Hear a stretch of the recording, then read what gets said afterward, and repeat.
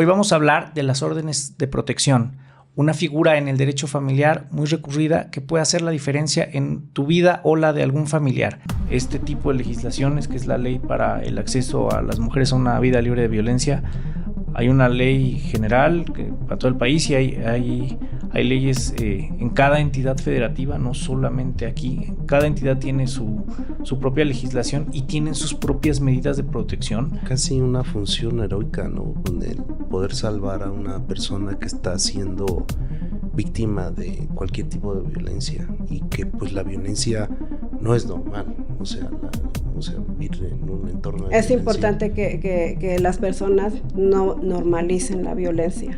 Quédate con nosotros para que te expliquemos cómo funcionan y cuándo pedirlas. Acción. Mi nombre es Osvaldo Fernández Islas, soy abogado postulante, me dedico a la materia mercantil. Mario Macuil con ustedes, abogado postulante, quiero compartir mis 7 años de experiencia con ustedes en diferentes materias, entre ellas la mercantil. Amigos, ¿qué tal? Mi nombre es Alonso Cajica Rugerio y voy a estar muy contento con ustedes platicando de aspectos prácticos de la legislación mercantil. Y entramos directo al derecho. ¿Qué tal, amigos? ¿Cómo están? Buenas tardes, días, noches, donde quieran que nos escuchen. ¿En Japón? En Japón, sí, claro.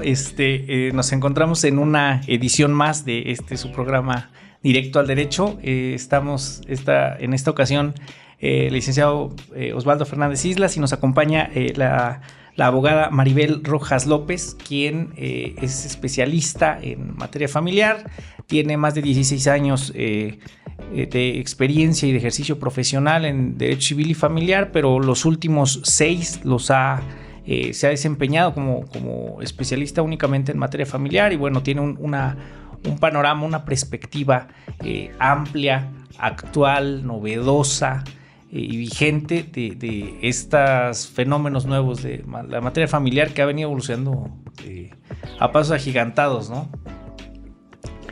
Licenciada, bienvenida al programa. Hola, muchas gracias por invitarme.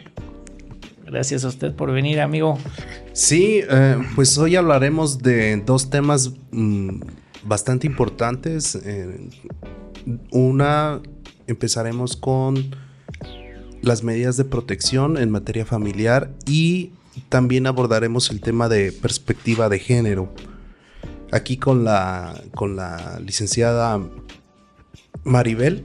Y pues bueno, ¿qué nos pudiera decir sobre las medidas de protección? ¿Qué son? ¿Para qué sirven? Creo que lo primero es explicar que las medidas de protección son mecanismos de garantía que sirven para proteger a personas que se encuentran en situación de violencia. Ok, y una persona, ¿cómo puede solicitar, de qué manera solicita ante el órgano jurisdiccional estas medidas de protección? Hay distintas formas de solicitarlo. ¿Sí? Las medidas de protección, me gustaría primero explicar que hay 3 tipos. Sí. Bueno, hay más, pero todas tienen la misma finalidad. Okay. En esas 3 encontramos a las medidas cautelares, que se otorgan en materia penal, a las medidas provisionales o precautorias en materia civil y familiar, y las órdenes de protección. La diferencia entre estas es que las 2 primeras se regulan por las leyes, los códigos, ya sea penal o civil, y las órdenes de protección están reguladas en la Ley General de Acceso a las Mujeres a una Vida Libre de Violencia y sus similares en los estados. Qué bueno que lo menciona. Esta ley del acceso libre a la violencia, libre de violencia hacia las mujeres, ¿es de creación reciente? No, ya en 2007. Ahí sí, en 2007 es la ley general, se publica primero una ley general, y a partir de ahí los estados empiezan a legislar sus propios ordenamientos. Pero sí, la primera es de 2007 y bueno, de ahí se parte. 2007, entonces tenemos prácticamente más de 10 años con esa ley. Pero el tema de aplicabilidad es, yo recuerdo, ¿serán 4 o 5 años más o menos? Yo creo que a partir de la pandemia se empezó a poner de moda. Sí, ¿cree que la pandemia vino a detonar esta cuestión de solicitudes ya de manera, no quiero decir masiva, sino de manera más frecuente? Sí, fue un parteaguas para que Poder Judicial implementara este tipo de mecanismos para proteger a las personas, sobre todo a mujeres, niñas, niños y adolescentes que ante el encierro pues se veían violentados.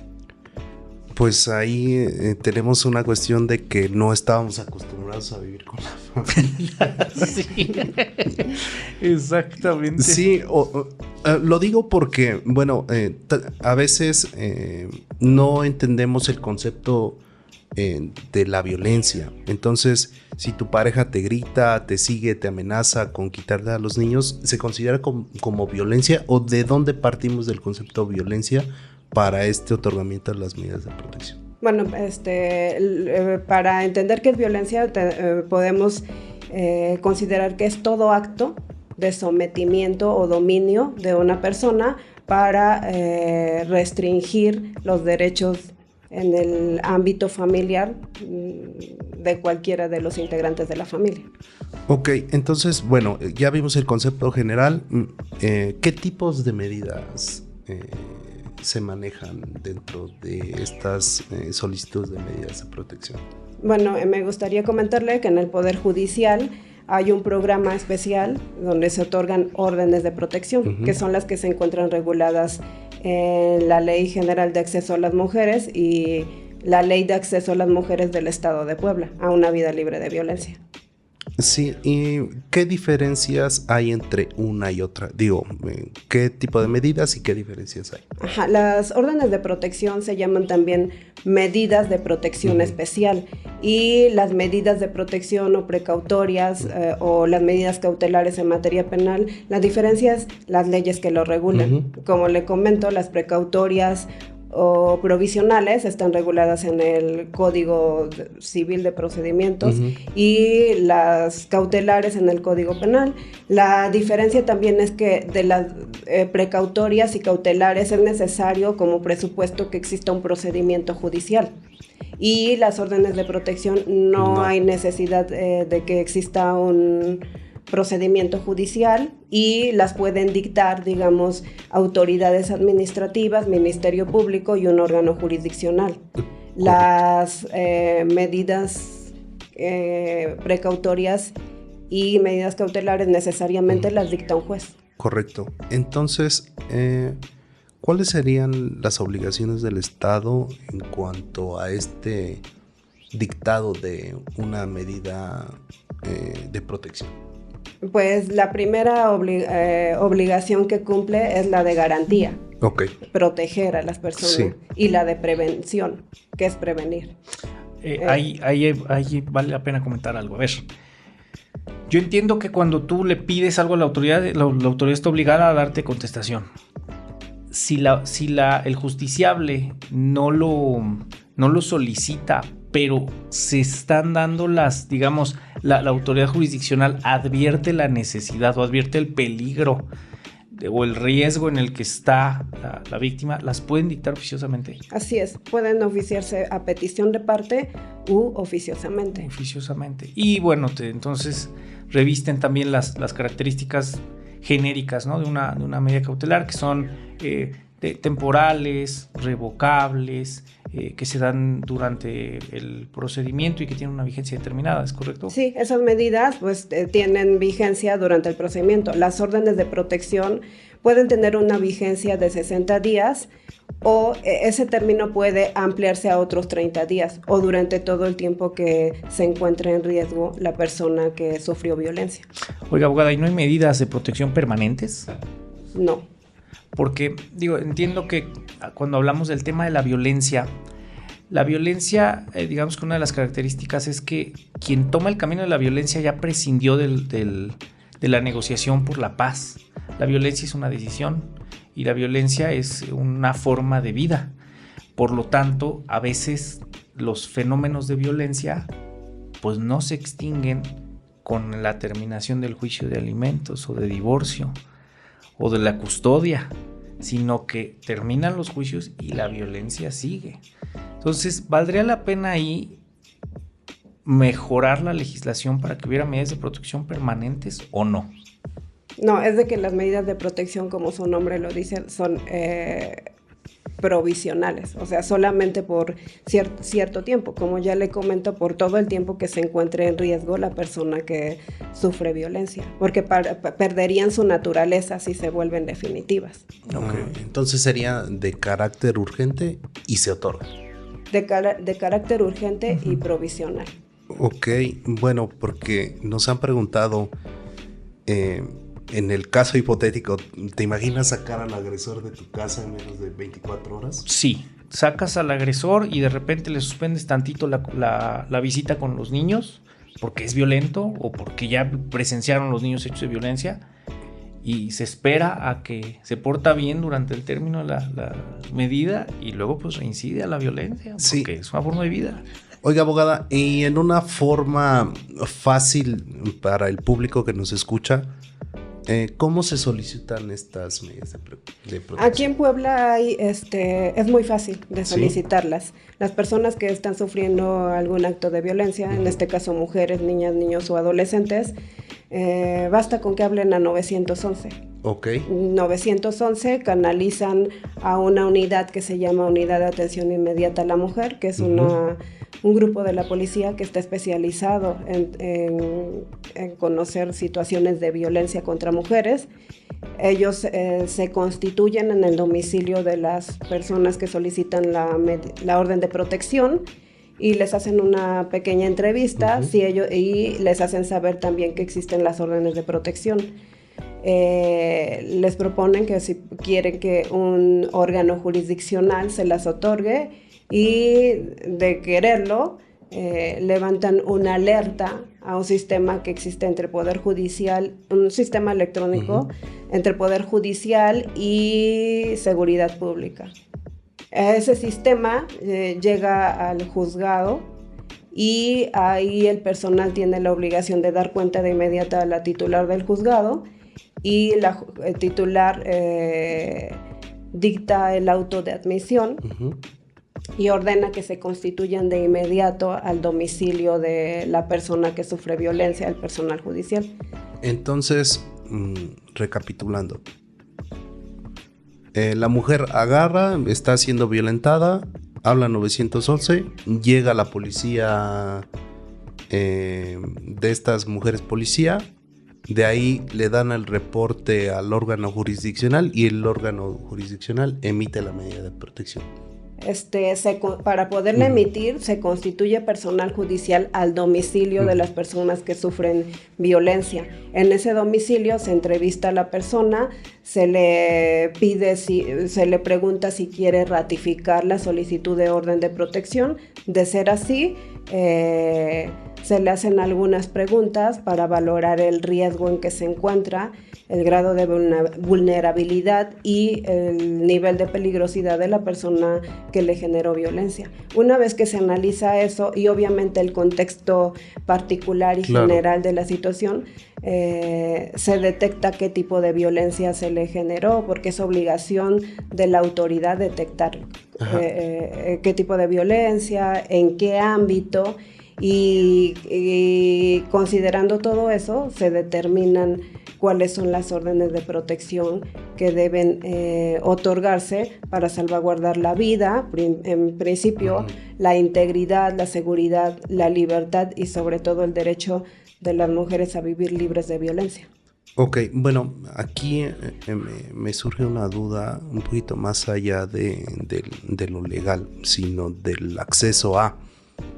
Digo, en Puebla Capital se habla 911. ¿Y qué pasa con los distritos judiciales? En los distritos judiciales, las personas pueden ir solicitar el otorgamiento de la orden de protección a los juzgados. Correcto. Los juzgados. Todas las autoridades tienen la obligación de, a la hora que las personas tengan la necesidad de otorgar, de recibir una orden de protección, tienen la obligación de otorgarla. Bueno, previo agotamiento de... Sí, entonces es 24 horas, o sea... 365 días. Así es, aquí en Puebla Capital, el órgano jurisdiccional que atiende órdenes de protección, así es, trabaja 24 horas, los 7 días de la semana, los 365 días del año. Bueno. Y atiende los distritos judiciales de Cholula y Puebla. Ah, correcto. Digo, hay cosas que a veces uno desconoce y que las mujeres pueden tener ese acercamiento a través del 911 y que puede evitarse una tragedia. Así es, y la intervención judicial es a través de un procedimiento súper sencillo. O sea, no hay necesidad que presenten una demanda, sino con la simple solicitud. La ley general dice que debe ser a través de un procedimiento accesible y sencillo. Okay. Y entonces no es necesario que nos invoquen disposiciones legales. El personal que trabaja en ese juzgado está capacitado para detectar los tipos de violencia, y también obviamente las órdenes de protección se otorgan considerando también las necesidades que externa la persona que vive violencia al momento en que es entrevistada. Obviamente se le explican cuáles son las acciones de carácter urgentísimo y provisional y personalísimo que le podemos otorgar. Háblenos un poquito más de ejemplos para que la gente comprenda qué acto de violencia y qué medida de protección para ese acto de violencia. Sí, como sabemos, pues la violencia puede ser física, claro, cuando te golpean, puede ser psicológica, cuando te devalúan, te humillan, te menosprecian, puede ser económica, cuando no te proporcionan alimentos, puede ser patrimonial, cuando disponen de tus bienes, puede ser, se me fue la palabra, puede ser ácida, puede ser por medios electrónicos, digital. Bueno, ese es un ámbito, se puede producir en el ámbito digital, puede ser política. Y contra esas, ¿qué medida de protección es la que se otorga? Casi siempre no solo es un tipo de violencia que se genera cuando interviene el Poder Judicial, hay varias. Y nosotros consideramos, la ley considera, entre otras medidas de órdenes de protección, la separación de la persona presunta agresora del domicilio familiar. Esa es la que más se aplica en el juzgado. La prohibición también a la persona presunta agresora de hacer uso de medios electrónicos para evitar que entable comunicación con la persona que recibe violencia y la intimide o la hostigue. También podemos, además de prohibirle separarlo más bien, prohibirle que se acerque al domicilio, al lugar de trabajo, al lugar de estudio o cualquier otro lugar permanente o temporal que frecuente la persona víctima. O sea, podemos prohibirle que se acerque a ella. También cuando las personas presuntas víctimas de violencia quieren que ellas ser las separadas del domicilio familiar, nos reservamos el domicilio donde las vamos a resguardar. Casi siempre se van con sus redes de apoyo, que son sus familiares.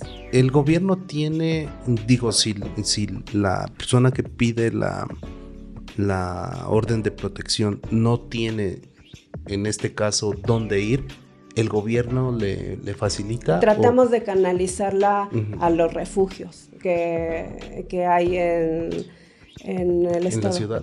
Ok. Oiga, una pregunta que es muy importante. ¿Qué consecuencias legales existen en el caso de que un agresor, alguien que se separaron del domicilio, por ejemplo, reincida, viole la medida? A la persona presunta agresora se le hacen los apercibimientos correspondientes. Puede ser imponerle una multa, puede ser arrestarlo por 36 horas, puede ser actuar con el auxilio de la fuerza pública. También podemos dar vista a fiscalía por desacato a un mandato legítimo de autoridad. Oiga, ¿y qué pasa en el supuesto de que ya habló la víctima? De ahí llega el juez o la jueza. y en ese momento la está golpeando. ¿Ponen a disposición del Ministerio Público a esa persona? Sí, como le comento, primero llegan los policías. Ajá. Ellos cuando dan la intervención al juzgado, lo primero que hacemos como medida urgente es ordenarles que salvaguarden la integridad de la persona, autorizándoles que en ese momento puedan acceder al domicilio y quitar cualquier obstáculo que se les interponga para salvaguardar la integridad de la persona. Sí. Sabemos que ahorita la familia ha evolucionado y no solamente ya la persona violentada es la mujer, muchas veces también es el hombre. ¿Ahí cómo actúan? La ley general la ley general de acceso a las mujeres está prevista para proteger a las mujeres. Para puras mujeres. Para proteger a las mujeres. Entonces, si un hombre habla, ¿no se le otorga la medida? No. Ah, mire. Salvo que sea un adulto mayor. Ajá. Que se encuentra en situación de vulnerabilidad. Correcto. Entonces, aplicando obviamente el principio pro persona. Ajá. Los hombres, ¿cómo podrían solicitar? No habría una medida de protección, pero ¿cuál sería el otro camino jurídico para una situación así? Lo que regularmente hacen cuando ellos son los que se sienten agredidos o violentados, van a fiscalía a presentar su denuncia. Ah, correcto. Pues, ¿usted cree pertinente que se amplíe ese catálogo de las personas solicitantes? O sea, que el hombre pueda también tener acceso a esa medida de protección, o solamente es de manera legal para las mujeres. Es solamente para las mujeres. Uh-huh. ¿Por qué razón? Es una acción positiva, positiva que establece el Estado uh-huh. para equilibrar esas desigualdades que históricamente, en las que históricamente la mujer ha sido pues tratada de forma diferente a los hombres. Ok. Hace ratito mencionabas el tema de qué pasa en la residencia. Y ya nos dijo que se apercibe con multa, arresto o con desacato, ¿no? Desacato, darle vista al Ministerio Público. Una consecuencia también sería la pérdida de la patria potestad, en la última opción. Le comento que las órdenes de protección no son sancionadoras, uh-huh. sino son preventivas. ¿Okay? Entonces, obviamente se otorga la orden de protección y cuando las mujeres quieren entablar un procedimiento para resolver ya de fondo o la sustancia del conflicto, que pues promueven su juicio. Ese es ante otro juzgado de primera instancia. Uh-huh. Entonces, cuando nosotros tenemos conocimiento que las mujeres van a presentar su juicio, tenemos la obligación de remitir inmediatamente el expediente que se forma con la solicitud de la orden de protección al juzgado de oralidad que vaya a conocer del juicio que promueva la persona. Ok, entonces las podríamos resumir que no se trata de castigar, sino se trata de sobrevivir. De prevenir. De prevenir que se vuelvan a suscitar hechos violentos contra las mujeres, niñas, niños y adolescentes. Alto. Y ahí, digamos, la ley maneja algún tipo de limitante para el número de medidas que puedes pedir. Porque en la violencia intrafamiliar, en la violencia de este tipo, que es en los núcleos, muchas de las ocasiones o un tiempo se denunciaba que había violencia y luego se reconciliaban y se paraba tantito el tema penal y luego volvió a haber otra violencia y continuaban la denuncia o presentaban otra y así sucesivamente. Acá se podría, por ejemplo, la misma persona pedir cada mes una de estas. nosotros como autoridad estamos obligados a atender todas las solicitudes que se otorgan, Sí, pero bien. la finalidad de las órdenes de protección no nada más es salvaguardar en ese momento la integridad, sino Sí. le damos seguimiento. Digamos, otorgamos la orden de protección y la ley nos impone la obligación de estar monitoreando el cumplimiento de la orden de protección cada 24 horas por 6 días. Ok, Entonces, ¿cómo? es lo que hacemos. Y al 7º día tenemos la obligación de dictar un plan de seguimiento personalizado. Y en ese plan de seguimiento, para efecto de ayudar a las mujeres que están en un ciclo de violencia, las canalizamos a apoyo psicológico, depende del caso particular que esté sufriendo la persona. Tratamos de canalizarlas a todas las instituciones para que ellas puedan salir de esos ciclos de violencia en que se encuentran. Sí, porque el ciclo de violencia no se rompe a la primer orden de... Digo, habrá donde sí, pero... No, es progresiva y continua. O sea, es progresiva, continua. O sea, no te sales rápido. Es como un vicio, como el alcoholismo o el fumar. No te sales rápido. No un día decides ya hoy se acabó. No, hay reincidencias y habrá que ver. Por eso era importante puntualizar que son las veces que el usuario, el justiciable, las necesite. Sí, digo, ya para ir concluyendo este tema de medidas de protección, ¿qué consejo les daría a las mujeres que viven esta situación? ¿Qué consejo, le repito, les daría a estas mujeres que viven esta situación de violencia y que nos están escuchando? Bueno, que sepan que hay autoridades que las pueden ayudar, que no es necesario que tengan abogado. Uh-huh. Cuando se constituye el juzgado, sus domicilios, la mayoría de las veces pues está solamente la mujer y la autoridad. Ahí no es necesario que estén patrocinadas por un abogado. Uh-huh. La autoridad es muy empática y les habla con lenguaje ciudadano. ¿Tienen algún costo? Ningún costo. Entonces, bueno, pues como consejo a todas las personas que nos escuchan y que viven esta situación, acérquense a través del 911 y pidan la medida de protección, porque esa las puede salvar, pues incluso hasta de una tragedia mayor. Esa es la finalidad de las órdenes de protección, prevenir pues un feminicidio. Ok, bueno. Hasta aquí vamos, muy interesante. Hay cosas que de verdad a veces por el desconocimiento no se aplica.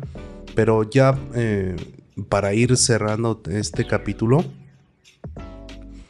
me gustaría que nos explicara algunos ejemplos de las cosas que ha pasado en esta situación. Y también entendemos que en las medidas de protección no se juzga, no se decide, parten de parámetros que se considera para otorgarlas. ¿Nos pudiera platicar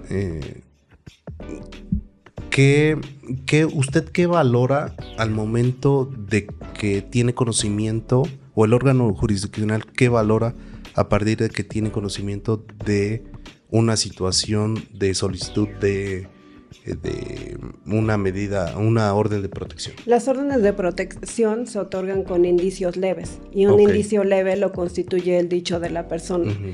Cuando le preguntamos si desea ratificar la orden de protección, uh-huh, obviamente sí le requerimos que se conduzca con verdad, porque claro, el juzgado actúa de buena fe. Sí, entonces actúa de buena fe, y pues la mayoría de los casos es evidente la violencia que sufren, porque están golpeadas, porque están muy ansiosas, con mucho miedo. Analizamos el contexto y dentro de les hacemos preguntas básicas que nos permiten determinar. ¿Cómo cuáles?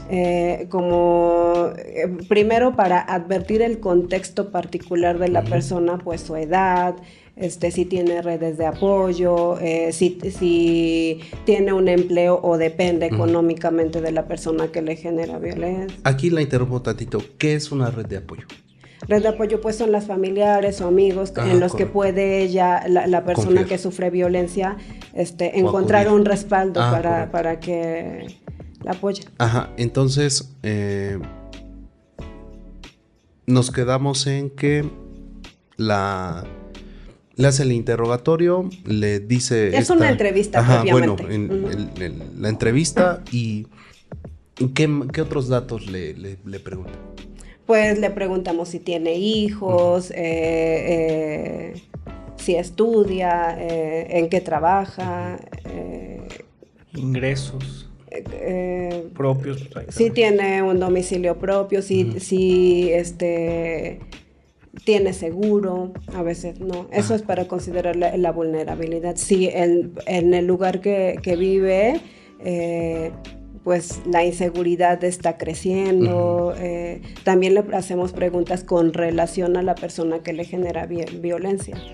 Okay. Si tiene acceso a armas de fuego, si la ha obligado a tener relaciones sexuales, o la ha lastimado, si la ha amenazado con alguna arma, si le ocupa como medio para castigarla a sus hijos, es decir, si la amenaza diciéndole que les va a hacer algún daño a sus hijos, porque correcto. Eso ya se encuadraría en la violencia vicaria. Sí. Oiga, entonces,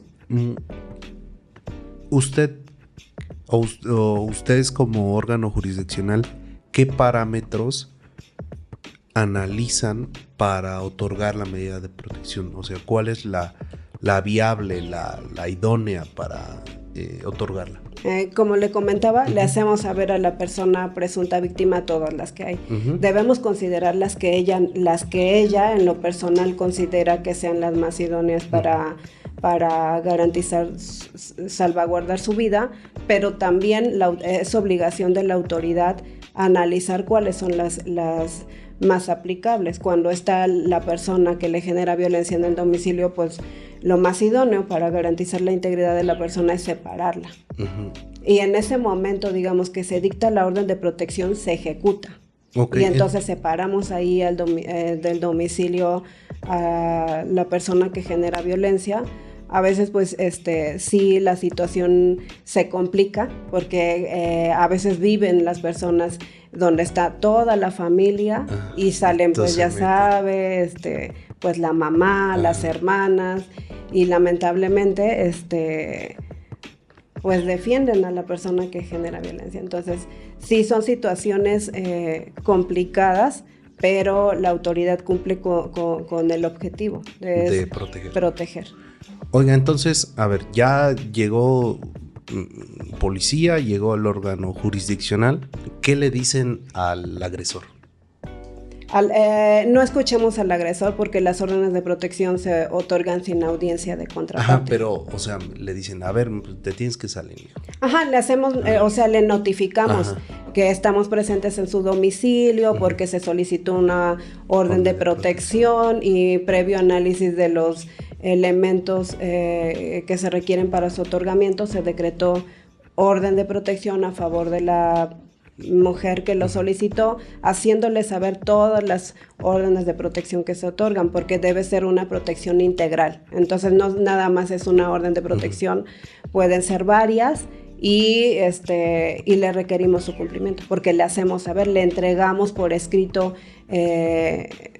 un comunicado donde se le van también por escrito y se le requiere su cumplimiento y se le pide que lo haga voluntariamente, pues se le percibe que de no hacerlo, pues vamos a hacer uso de la fuerza pública.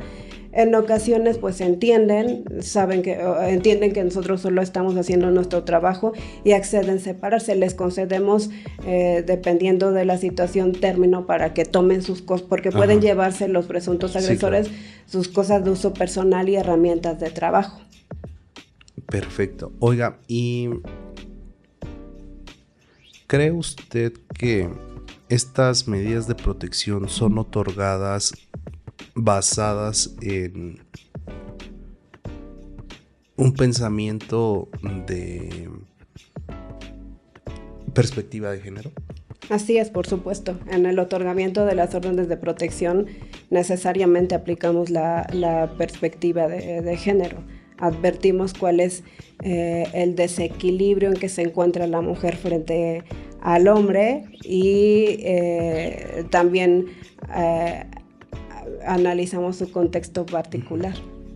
Okay. Alto. Y además también, como por añadidura, tendrían que analizar con perspectiva de adultos mayores y de infancias, ¿no? Así es. En cuestión de infancias aplicamos la Convención sobre Derechos del Niño, la Ley General de Derechos de Niñas, Niños y Adolescentes, el protocolo para juzgar con perspectiva de infancia y adolescencia, la ley del Estado de los Derechos de Niñas, Niños y Adolescentes.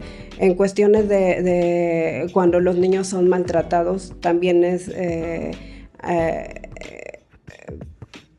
son situaciones muy delicadas. Ajá. Porque a veces es necesario que separemos a las personas que le generan violencia a los niños del entorno de estos. Ajá. Ahorita que toca ese tema, ¿qué pasa cuando las víctimas son menores? O sea, ¿quién reporta?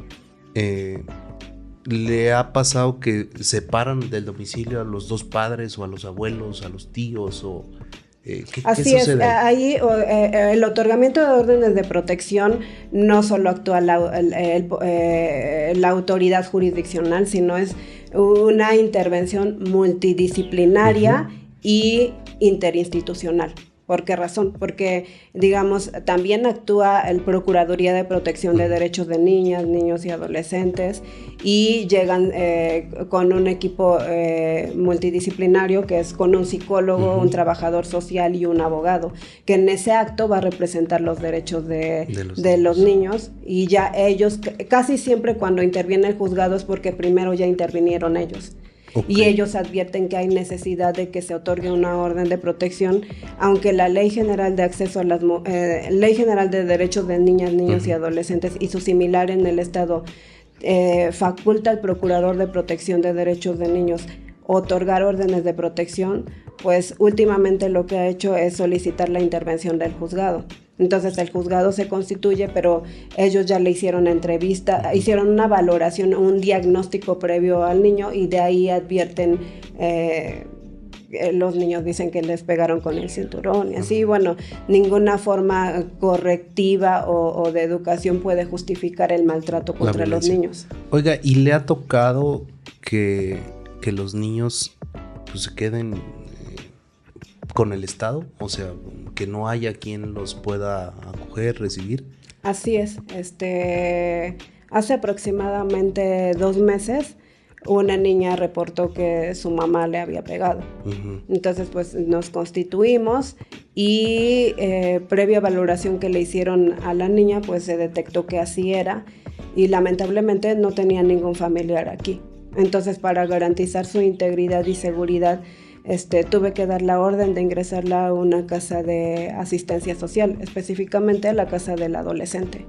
Y ahí obviamente estamos continuando dándole seguimiento, porque ahí no se fija un plan de seguimiento personalizado como en el caso de las mujeres. Aquí se fija un plan de restitución de derechos. Advertimos cuáles son todos los derechos que se les han vulnerado o no se los han respetado y tratamos de que se les restituyan. Digamos, en algún caso donde han sido niños bebés y todavía, o no tan bebés, a veces 3, 4 años, 5 y no han sido registrados. Entonces, ¿qué? Ordenamos que se les otorgue el acta de... Bueno, que vayan los papás a... pues inscribirlos en el registro civil. A veces no tienen tampoco la cartilla de vacunación, entonces para restituirles el derecho a la salud a los niños ordenamos que los lleven y digamos ahorita tuve una situación de una niña que sufría violencia por parte de su papá, su madre, bueno, la pareja del papá y la hermana.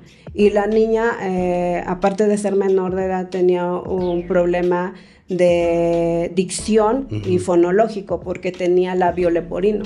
Nunca la habían llevado a tratamiento, nunca ha ido a la escuela. Entonces nosotros hacemos la canalización y pedimos apoyo al Hospital del Niño Poblano para que le dieran la atención correspondiente. Obviamente la niña la dejamos en resguardo temporal con una de sus tías, que también la señora es valorada por personal de la Procuraduría de Protección y consideró que sí era apta para encargarse del cuidado de la niña. Entonces, con esos elementos básicos, nosotros la dejamos en resguardo y ahorita la señora nos está apoyando pues para llevarla al Hospital del Niño Poblano y que se le dé el tratamiento médico que requiere.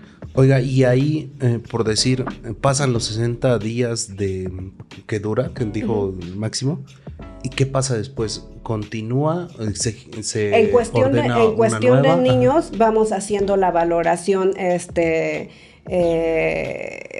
o sea, vamos cuidando que se vaya cumpliendo todo el plan de restitución de derechos.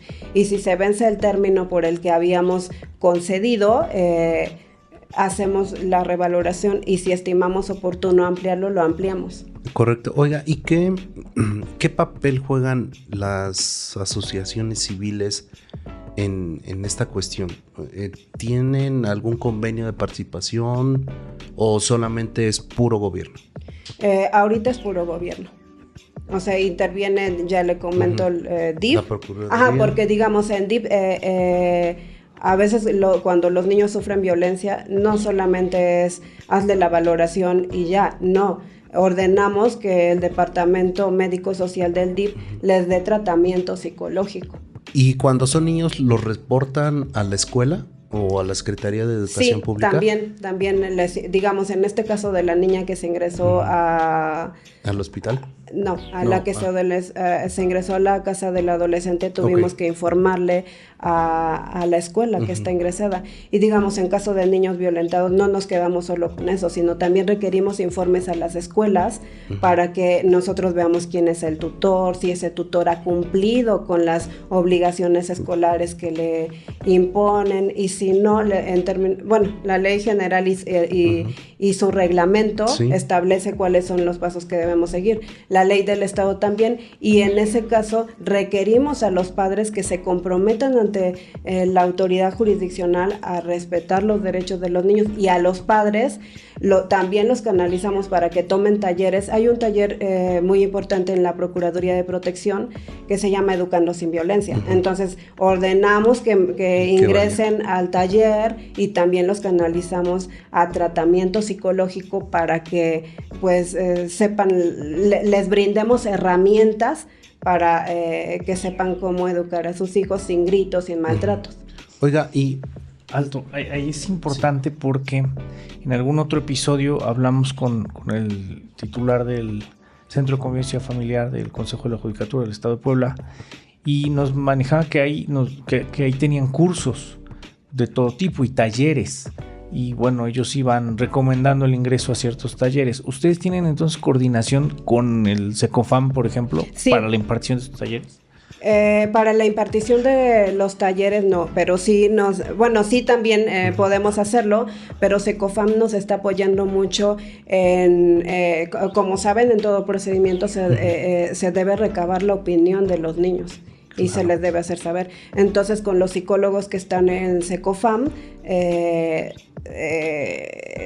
dan contención a los niños y están ahí atentos de cuando les entrevista la autoridad jurisdiccional. También apoyan en realizar trabajos sociales, porque ordenamos que se realice trabajo social en el entorno familiar del niño para advertir cuál es el contexto en el que vive. Oiga, ahí en el juzgado, ¿llevan alguna estadística de cuántos casos de manera mensual o anual un libro índice, como tiene un juzgado familiar? Sí. Existe un libro índice, pues se sabe cuántos. O sea, más o menos cuántas medidas o órdenes de protección fueron otorgadas en 2024, por decir. ¿O hay meses más violentos que otros? Sí hay más violentos, o sea, depende, porque la violencia pues surge en cualquier momento. Claro. pero donde en 2024 el juzgado otorgó como 250. 250 órdenes de protección. Pues son pocas, digo, para toda la densidad demográfica de Puebla capital y Cholula. Creo que eso es poco, y pues sí es importante que las mujeres lo conozcan. Lo es que yo creo que ahí falta articular esto con políticas públicas para que se conozca, porque esa cifra, tienes razón, es muy baja. Seguramente el conocimiento básico es que si hay una situación de violencia presentes una denuncia. La fiscalía está saturada de eso, pero no de órdenes de protección. Ahí al contrario, como no las conocen, no se ejercen.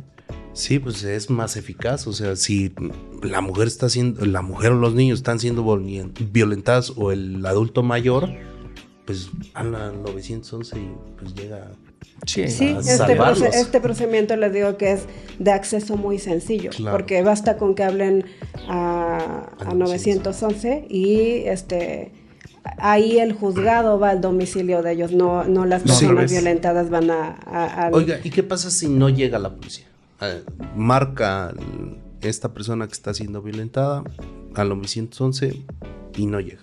Necesariamente debe llegar. ¿Sí? Sí, porque digamos en 911 mandan a todos, o sea, como le digo, difunden a todos los policías que están cerca del lugar que se constituyan al domicilio. Y entonces llegan y los que estén más cerca son los primeros respondientes. Okay. Y ya son ellos los que confirman si se está sufriendo alguna situación de violencia, y pues ya se sigue el procedimiento que ya le comenté. Correcto. Oiga, platíquenos de algunos casos, en la manera de lo posible, de que la hayan impactado de manera positiva y negativa.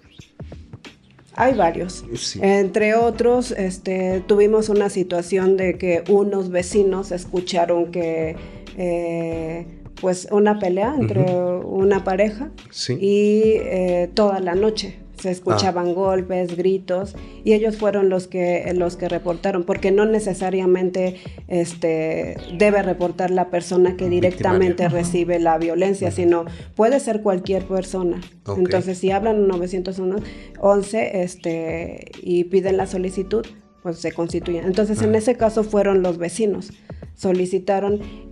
Toda la noche dicen que estuvieron escuchando pues gritos, que la señora, pelea entre la pareja, y pues nos constituimos y no había forma de acceder al domicilio porque era una casa de 3 pisos, y entonces tuvimos que solicitar la intervención de bomberos. Y por ahí nos subimos, escalamos pusieron su escalera, nos subimos por ahí. Bueno, primero los policías advierten que en efecto había una mujer en el 3er piso, pues tirada, estaba súper golpeada. Entonces, en ese caso fueron varias instituciones que intervinieron, porque intervino el sector salud, porque tuvo que llegar ambulancia, ordenamos que se le diera la atención médica inmediata, bomberos, protección civil, fue todo un desplegamiento institucional para poder ayudar a la señora,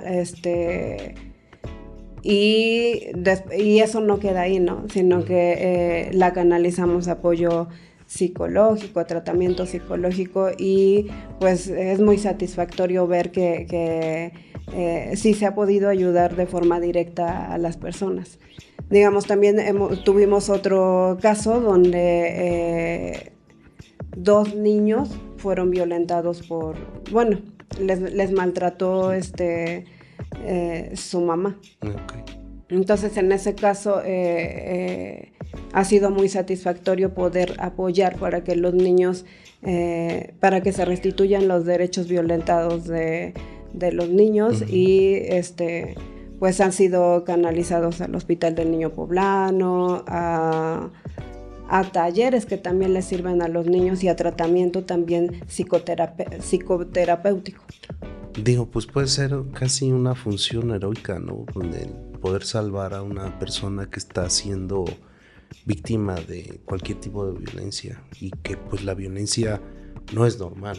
O sea, vivir en un entorno de Es violencia. importante que las personas no normalicen la violencia, porque a veces piensan que una ofensa es normal, ¿no? Sí. Ajá. Que el grito, que la ofensa, Que todas las veces son hechos aislados. Ajá, sí, no. Son 100 hechos aislados. No, Así es. y sobre todo que pues tenemos el violentómetro, o sea, empieza con una conducta y puede terminar en la muerte. Así es. Entonces es importante que en el primer momento que se sientan que están en peligro, se atrevan a llamar, que sean valientes y se atrevan a llamar, porque siempre vamos a estar pendientes para poderlas ayudar. Sí, hay una ley de creciente creación, que se denominó Ley Monzón. De acuerdo a una persona ahí. No sé si tenga conocimiento de cuál es el alcance o que nos diga cómo pudiéramos mejorar de manera legislativa esta situación de las medidas de protección. ¿Son suficientes? ¿Nos faltaría algo? ¿Habría que cambiar algo en la ley? Bueno, es de que no es un catálogo cerrado el que está en la Ley General de Acceso o su similar en el Estado. Dice las demás que crea conveniente la autoridad. Entonces nos deja abierto poder tomar nosotros todas las acciones que puedan proteger y salvar la vida de las mujeres. Correcto. ¿Nos falta algo? ¿Hay algo por avanzar? Hay muchas áreas de oportunidad, pero creo que es un enorme paso que se está dando con ir a darles la atención personalizada y directa a las personas que están en una situación verdaderamente grave de vulnerabilidad.